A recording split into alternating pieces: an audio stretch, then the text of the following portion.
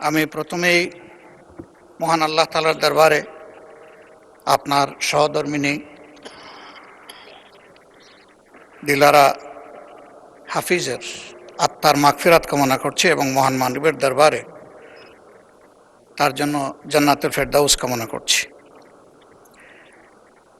আমি আবারও ধন্যবাদ আপনাকে জ্ঞাপন করছি।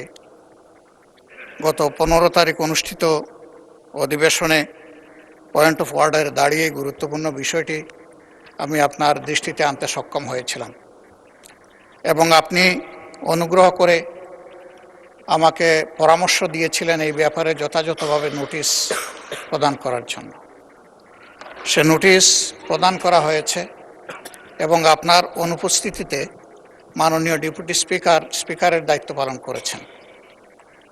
প্রাথমিক আলোচনার পর বিষয়টি আলোচ্য সূচিতে অন্তর্ভুক্ত করার সিদ্ধান্ত তিনি দিয়েছেন। সে মোতাবেক আজকে দিনের শেষ আলোচ্য বিষয় হিসাবে 2 ঘন্টার জন্য এই বিষয় নির্ধারণ করা হয়েছে।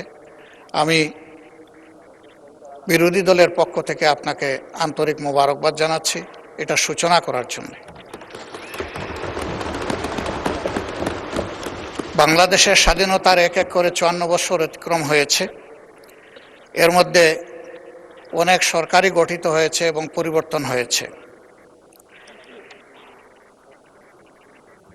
মানুষের বিপুল প্রত্যাশার জায়গায় দাঁড়িয়ে আজকে আমরা সকলেই বলে থাকি যে স্বাধীনতার পূর্ণ আকাঙ্ক্ষা এখনো বাস্তবায়িত হয়নি। আপনি একজন গর্বিত বীর মুক্তিযোদ্ধা, বীর বিক্রম। আমিও ক্ষুদ্র একটি শহীদ পরিবারের সন্তান। সে মুক্তিযুদ্ধে যারা জীবন দিয়েছিলেন, আমাদের পরিবার কয়েক ফোঁটা রক্ত দিয়ে তাদের সাথে শরীক হওয়ার সৌভাগ্য অর্জন করেছে। বাংলাদেশ আমাদের সকলের। পর্যায়ক্রমে কেউ না কেউ এই দেশের শাসনভার পরিচালনা করবেন, এটাই স্বাভাবিক। একটি গণতান্ত্রিক রাষ্ট্র যেখানে কোনো রাজতন্ত্র থাকে না, সেখানে বংশ পরম্পরায় শাসনেরও ব্যবস্থা থাকে না।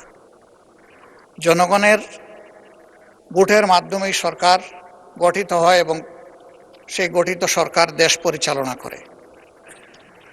দুঃখের বিষয়, অতীতে জনগণের ভোটে নির্বাচিত হওয়া সত্ত্বেও জনগণের ভোটের অধিকার বারবার খর্ব করা হয়েছে, কোনো কোনো ক্ষেত্রে হত্যা করা হয়েছে। প্রথম যে সরকার গঠিত হয়েছিল তারা জনগণের ভোট পেয়েই নির্বাচিত হয়েছিলেন, কিন্তু আমরা সেখানে লক্ষ্য করলাম যারা বহুদলীয় গণতন্ত্রের কারণে এই সুযোগটা পেয়েছিলেন তারাই এসে বহুদলীয় গণতন্ত্রকে হত্যা করে একদলীয় বাকশাল কায়েম করলেন। 72-এ যে সংবিধান ছিল, এই সংবিধান তার অনেকটুকু এখানে হারিয়ে ফেলে। যখন একদলীয় কোনো শাসন ব্যবস্থা কোনো দেশে সাংবিধানিকভাবে স্বীকৃত হয়ে যায়, কার্যত সেই দেশে জনগণের ভোটের আর বড় কোনো মূল্যায়ন থাকে না। এভাবে বারবার সরকার এসেছে, সরকার গিয়েছে। সর্বশেষ 2009 সালে যারা সরকার গঠন করেছিলেন, 8 সালের একটা বোঝাপড়ার নির্বাচনের মধ্য দিয়ে তারা দেশে কি করেছেন তার জ্বলন্ত সাক্ষী আজকের এই সংসদ। আমি সেদিনও বলেছিলাম, আমার ধারণা ফ্যাসিস্ট সরকারের হাতে নির্যাতনের শিকার হননি এমন বোধহয় কোনো সদস্য এখানে নেই। কেউ হয়েছেন বারবার, কেউ হয়েছেন হয়তো একবার, যারা সৌভাগ্যবান। অনেকেই দেশেই থাকতে পারেন। নির্যাতনের ভয়াবহতা এতটাই ভারী ছিল যে তারা নিজ জন্মস্থানের মাটি আঁকড়ে ধরে থাকতে পারেননি। দীর্ঘ সময় ধরে 15.5 বছর জাতির উপর প্রচণ্ড দুঃশাসন চাপিয়ে দিয়ে তাণ্ডব চালানো হয়েছে। অসংখ্য মায়ের বুক খালি হয়েছে, বোনেরা বিধবা হয়েছে, শিশুরা এতিম হয়েছে। অসংখ্য লোককে গুম করা হয়েছে।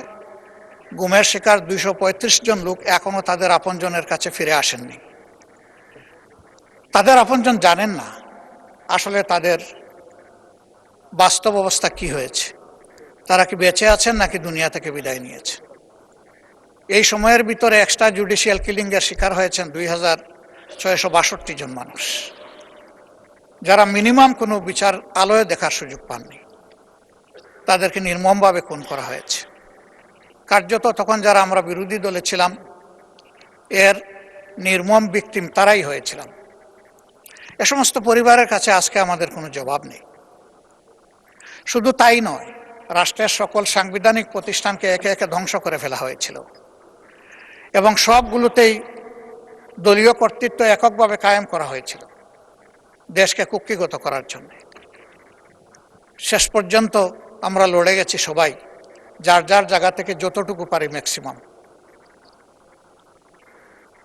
তাদের অপকর্মের শেষ পরিণতি হিসাবে 2024 সালের জুলাই মাসে যে আন্দোলন তরুণ যুব সমাজের দ্বারা দানা বেঁধে উঠেছিল, আগস্টের 5 তারিখ গিয়ে এটা পরিণতি লাভ করেছে। এই জন্য কোনো দেশের ক্যালেন্ডারে 36 জুলাই বলে কিছু নাই, আমাদের দেশে তা প্রতিষ্ঠিত হয়েছে। এই আন্দোলনে যারা নেতৃত্ব দিয়েছেন তারা সৌভাগ্যবান, আমি আরেকবার তাদেরকে অভিনন্দন জানাই। কিন্তু এই আন্দোলন শুধু মুষ্টিমেয় কিছু যুব সমাজ সম্পৃক্ত ছিলেন না, বরঞ্চ এই আন্দোলনে কৃষক, শ্রমিক, মেহনতি জনতা, মোটে, মাঝি, মজুর, ছাত্র জনতা সবাই সম্পৃক্ত হয়েছিলেন। দুধের শিশু নিয়ে মাও রাস্তায় নেমে এসেছিলেন এবং এইরকম শিশুরাও, 4 বছরের শিশু এই আন্দোলনে শহীদ হয়েছে। মাননীয় বিরোধী দলের নেতা, আমি যাচ্ছি, ওই জায়গায় চলে যাচ্ছি। না, আমি আপনাকে বিনীতভাবে স্মরণ করে দিতে চাই, এটা 2 ঘন্টার আলোচনা। প্লিজ, আমি এই জায়গায় আপনারা যে তালিকা দিয়েছেন সেখানে তো অনেক টাইম আপনারা বেশি দিয়েছেন, সুতরাং সময়ের উপর একটু খেয়াল রাখবেন, পরে আপনি আবার বলার সুযোগ পাবেন। মাত্র 2-3 মিনিট নিচ্ছি মাননীয়। ওকে, প্লিজ, থ্যাংক ইউ। তো সেই প্রেক্ষাপটে ওই ফেসিবাদ যাতে আর ফিরে না আসে, এই জন্যই জুলাইতে আকাঙ্ক্ষা তৈরি হয়েছিল যে দেশ একটা ন্যায্যতার ভিত্তিতে, ন্যায় বিচারের উপরে একটা দেশ কায়েম হবে, যেখানে সবাই সবার সমান অধিকার পাবে নাগরিক হিসাবে। তার প্রেক্ষিতে দীর্ঘ আলাপ আলোচনার পর প্রধান প্রধান রাজনৈতিক দল, নিবন্ধিত রাজনৈতিক দল সমন্বয়ে দীর্ঘ আলোচনার পর মাসের পর মাস ইন্টারিম গভর্নমেন্ট যে জাতীয় ঐক্যমত্য কমিশন গঠন করে দিয়েছিল, তারা সংস্কারের কিছু প্রস্তাব চূড়ান্ত করেছেন এবং এরই আলোকে মাননীয় প্রেসিডেন্ট তিনি একটি আদেশ জারি করেছেন। যে আদেশটি আমি গতদিন সবিস্তারে পড়ে শুনিয়েছি, আজকে আর আমি সেই দিকে যাচ্ছি না। বিরোধী দল থেকে যারা বক্তব্য দিবেন, হয়তো সরকারি দল থেকেও দিবেন, বিশেষ করে বিরোধী দল থেকে যারা এই আলোচনায় অংশগ্রহণ করবেন তাদের তালিকা আমরা দিয়েছি, তারা এই বিষয়ে কথা বলবেন। এবং আপনাকে ধন্যবাদ, আপনি আমাকে আবার শেষের দিকে সুযোগ দেওয়ার কথা বলেছেন। আমার তখন কোনো কথা থাকলে সেই সময় আমি উপস্থাপন করব।